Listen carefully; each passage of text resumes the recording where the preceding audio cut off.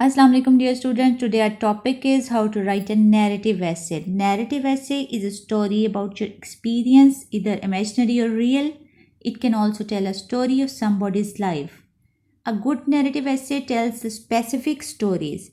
It should not be the romantic story. It should not be about terrorism, and it should not be about the copies of the movie stories, because the examiner does not want your story to be the copy paste. It is better to choose your real life story, because it will be the best creative thing, because nobody knows about it, and there will be no repetition in your writing if you are writing about your own experience, and it will make your story easy to write and authentic one. The components of a narrative story are its plot, characters, setting, and the descriptions. Narrative essay follows the storytelling linear plot, that is beginning, middle, and ending. In the beginning, you will write about the introduction of the story, then in the middle, there is a rising of action, climax, and then falling of action. And in the ending, there will be the conclusion or solution. The beginning introduces and describes the people, place, and time of the story, while in the middle, you may have several paragraphs that can describe more action activities and events involving your main characters and expanded information about them. And then in the ending, you will resolve the complication or problem and end the story with a twist. Leave the reader with a question or mystery. The main point of view describes from which character's perspective the story is presented to the audience. Be consistent in your point of view. If you are writing in first person I or third person he or she. And don't forget the things that write your narrative essay in the past tense and describe all the events chronologically. And don't use too much dialogues. Use sensory details in it, relating sight, sound, smell, taste, and hear. Use descriptive language, vivid verbs, adjectives, adverbs, but please do not overuse them. Use similes, metaphors, personifications, but specifically avoid the repetition. Add reflections, add emotions, and add descriptions. Reflections of thoughts and attitudes, emotions of feelings and memories, and descriptions about people and places to engage your reader. And then finally, don't forget to revise your essay. Check your grammar and sentence structure. Short sentences or non sentences could be added in narrative essay, but use of complex sentences is more necessary to add variety, fluency, and for the economy of your language, because you will have to complete your narrative in 350 words. Now we will practice how to write a narrative, creating a plot with a beginning, middle, and ending. The beginning of the narrative introduces the setting, main characters, and the problem that is going to be discussed. And to engage the reader, you must not only tell an interesting story but also give it a setting and an atmosphere, because the reader needs a sense of time, place, and weather to be able to relate to the scene, and enough descriptive detail to visualize the character. Whether your narrative is serious or amusing, sad or cheerful, it will depend on your choice of vocabulary. It will depend on your choice of mood, what mood you are choosing, because the words and the vocabulary create the mood. For example, a bright Sunday morning arouses a different expectation from a cold night in November. After the mood, choose the proper description for your characters, because the descriptions are a necessary part of the narrative. Narrative writing can create tension with sinister adjectives and adverbs, and horror can be evoked by the use of violent verbs. Suspense can be created by slowing the pace so that there is a sense of waiting and nothing actually happens for a while. And whereas the panic is created by the opposite technique of there being a number of quick actions in short time to suggest the uncontrolled speed.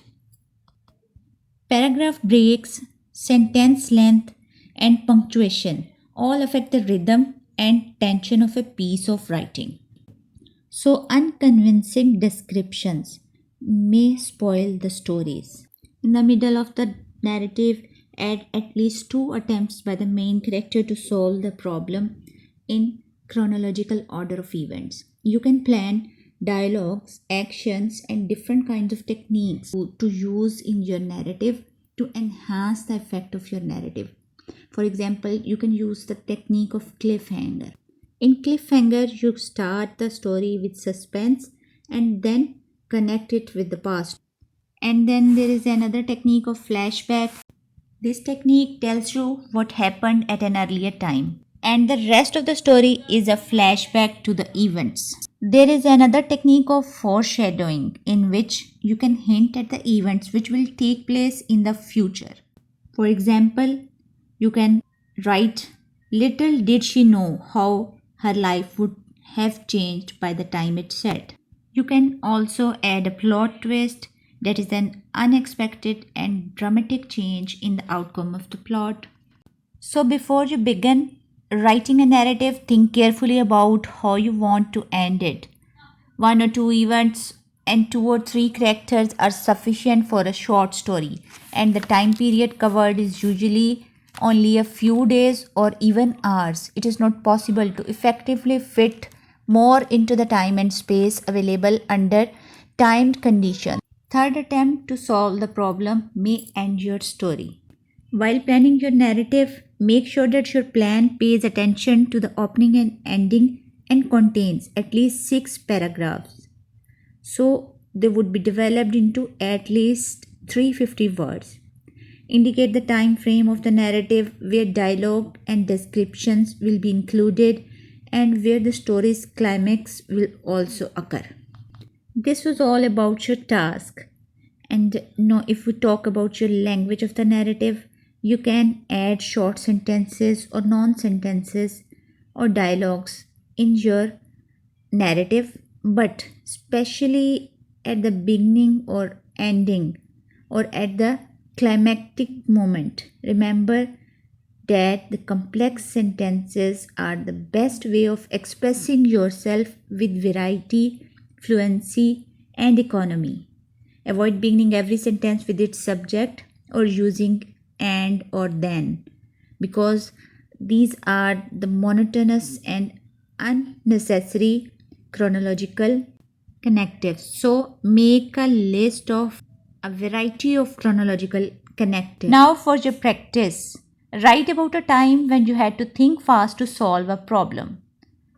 You can make a plan while choosing your character, setting, and place. For example, we may have the character me, my sister, and cafeteria manager, and setting may be a school cafeteria.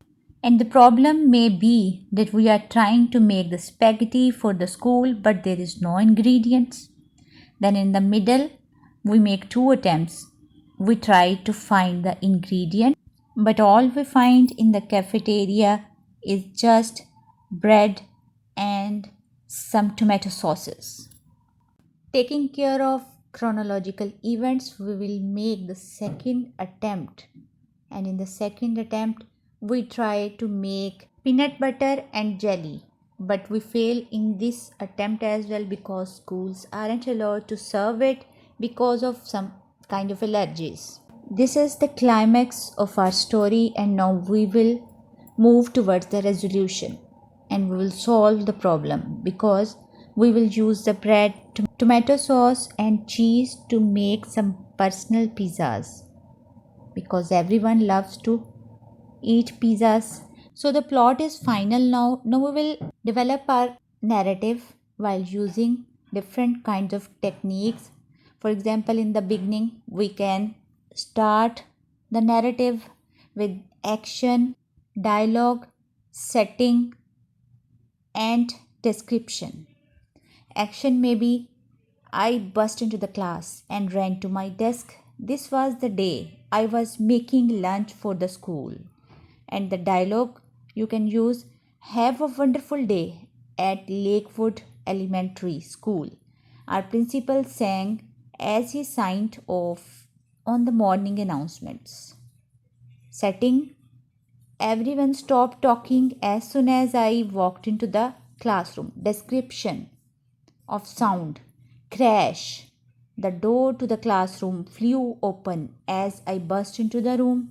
I couldn't believe it was finally my day to make the lunch. So, out of all these four beginnings, if we choose the dialogue, we can start a story like that.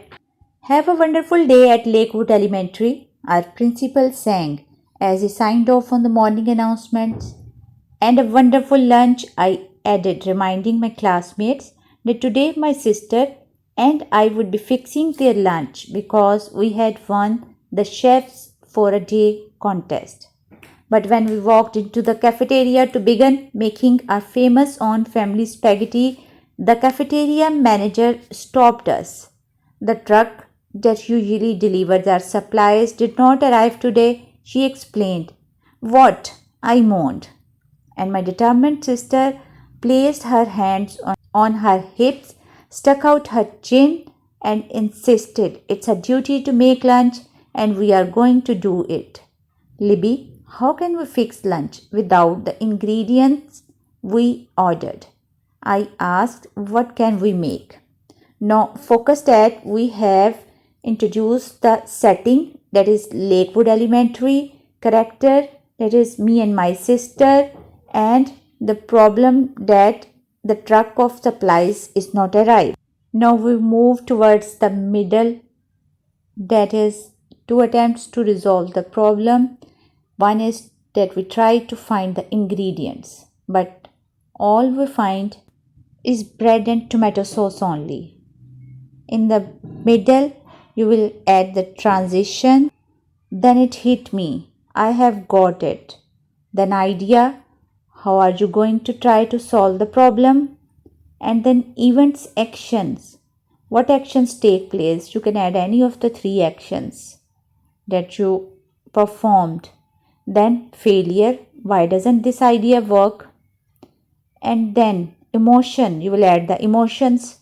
How do you feel when this fails? And finally, again, transition. I had to think of something else. So you can develop your middle paragraph like that. Don't worry, Lucy. Our spaghetti is a simple recipe. We can be creative. Finding the things we need won't be hard, she said confidently.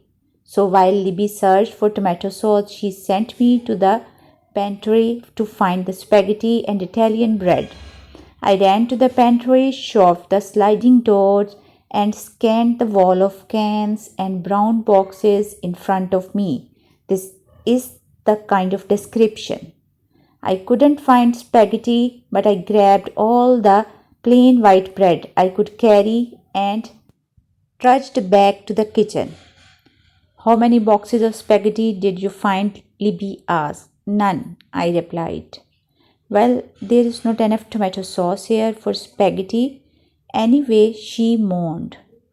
We need a new menu. Help me think of something else. So all the elements to make the attempt one are added in your middle paragraph. Now you will make the second attempt and combine your setting, beginning and the middle paragraph and check your word limit till this point. Now move back to your plan and focus on your second attempt to solve your problem. That is, we try to make PB and J. You can develop the paragraph like that. Well, there is always good old PB and J I offered. Peanut butter and jelly isn't a special meal. Libby scoffed. It is the best we have got for now. At least we have the bread. I smiled, pointing to my large pile of loaves. Okay, new plan, she announced. Go back the cafeteria, ladies, for all the peanut butter they have got. I will rummage through the walk-in refrigerator and hunt for grape jelly. Meet me in the kitchen in 5 minutes. Got it? Run. Yep, I replied, bolting out the door. Unfortunately, There was just one little detail we didn't think about: peanut allergies. Schools are not allowed to serve the peanut butter.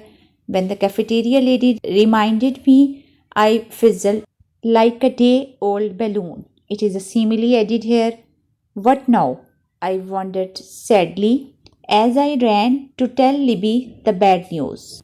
Now we come to the ending, that is, we use the bread, tomato, sauce, and some cheese to make the personal pizzas. This is the solution of the problem. So we can write the end like that using all the techniques that we have discussed, that is transition. Then it hit me, I have got it, the idea, event sections, what actions take place, and then emotions, and finally the solution. How do you finally solve the problem? So we can develop the paragraph of ending like that.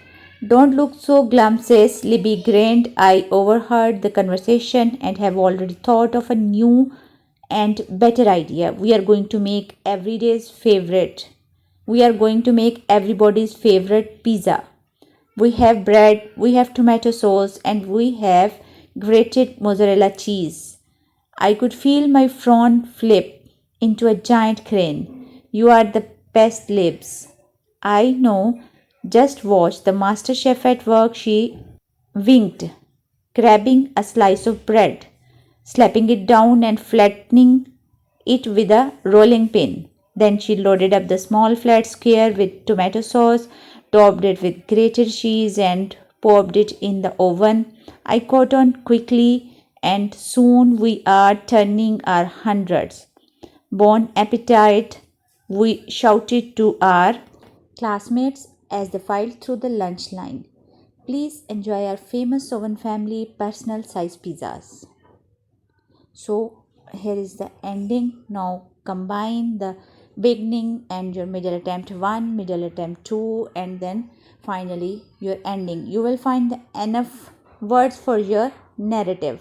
Now recheck your draft and make the corrections wherever required. In this narrative, we have used the technique of dialogue. So while using the technique of dialogue, start a new paragraph for a change of speaker. To make it clear who is speaking without naming them every time, use the double inverted commas at the beginning and the end of the speech, and bear in mind that single inverted commas have a different function in handwriting. Use full stop, comma, question mark, or exclamation marks at the end of every speech. There must always be some kind of punctuation. Use a capital letter to begin a speech even in the middle of a sentence.